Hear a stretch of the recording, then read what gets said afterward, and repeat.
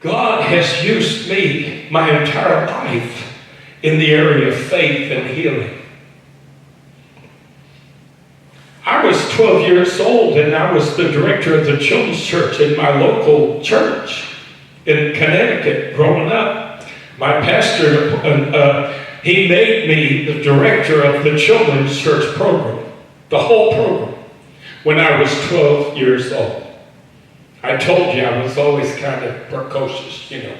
I always acted way older than I was. So when I was 12, people always thought I was like 16 or 17, partly because I was a moose. I grew my full height by the time I was 12.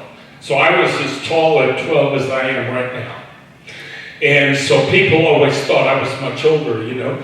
And my pastor told me, he said, Chuck, I can't believe I'm asking you to do this. He said, but son, I believe you can do it. And I was wondering if you'd be interested in being our children's church director. I took over the children's church. We set up chairs in our fellowship hall like they're set up here. All I knew to do was have church. We were kids, but we had church just like they did upstairs. That's all we did. We sang songs just like they did upstairs. We prayed for people just like they did upstairs. I preached at 12 years old. I was preaching to my kids my age and younger. The children's church was for 5 to 12. That was the age bracket. And one of our kids was diagnosed with cancer of behind the eyeball. And the doctors had said they were going to have to remove his eye, his entire eye. Take it out entirely. And he'd be left with no eye. One Sunday, I'm up there, and there's Don. And I said, at the time, he was like, I want to say maybe 5 or something. And he was pretty young.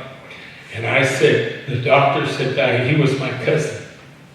I said, the doctors had diagnosed him. I said, but we're going to anoint him with oil and pray. Because that's what we did in our children's church, just like they did upstairs. We anointed Don with oil and prayed over him. The next time Don had to go to the hospital was for prep for the surgery. They had to do a number of tests so that they could map exactly where the cancer was, exactly what it was attached to, so on and so forth. Because when they do the surgery, they have to know, like, it's near the brain, you know, it's the eyeball. So they have to know all this, so they have to map everything, you know. So he went to the hospital for them to map everything, and guess what happened? It was gone. It had disappeared. Couldn't find it. Doctor said there's not even any evidence it was ever there.